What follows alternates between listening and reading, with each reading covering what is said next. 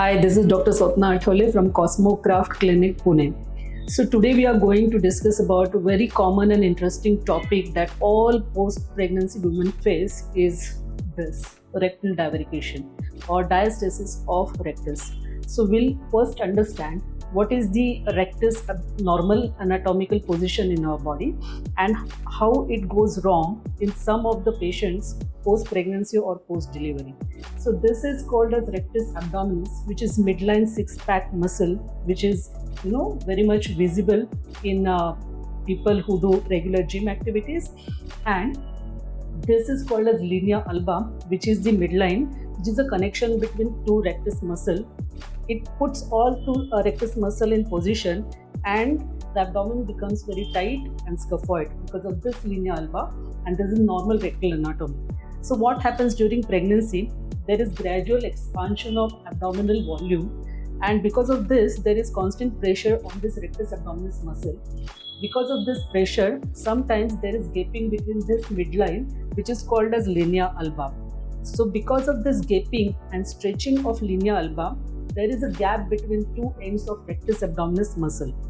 And after pregnancy, sometimes this rectus abdominis muscle tone doesn't come back to normal. Then what happens? There is a persistent gap between two ends of rectus muscle in midline, and which remains as it is throughout your life. So there are some exercises which can prevent happening of this divarication of rectus, but if it happens, then this is a mechanical problem and this should be corrected mechanically by doing a minimal surgical procedure. So this is the presentation of rectal divarication. Usually ladies complain of protrusion of abdomen. Whenever they are getting up from the bed, there is lump or swelling in the midline which is protruding, and it doesn't go back unless you completely relax down, lie down in the supine position. So in standing position, the midline of abdomen, it is always protruding, just like a eversion of your umbilicus. Sometimes it is associated with umbilical hernia. So the presentation is very much similar to abdominal wall hernia, and it presents as abdominal wall weakness. Whenever patient tries to sneezes, coughs, this type of swelling comes out from midline, which is very prominently visible. Sometimes this gap goes on increasing and causes very much discomfort of all in standing as well as lying down position.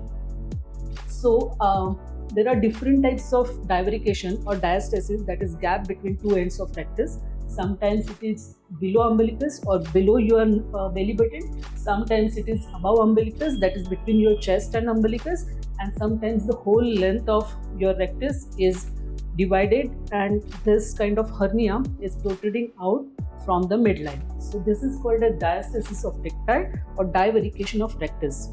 Mostly we confirm it by doing a very simple ultrasonography procedure where we have to see how much is the gap between this two rectus muscle. This gap is very wide and there is intra-abdominal tension during closure. Then sometimes we have to use different surgical technique for that. Now we'll discuss what are the options to correct this rectal divarication.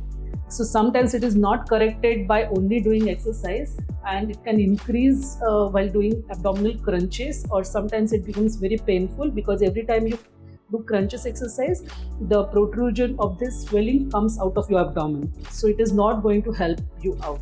So what is the surgical solution for that?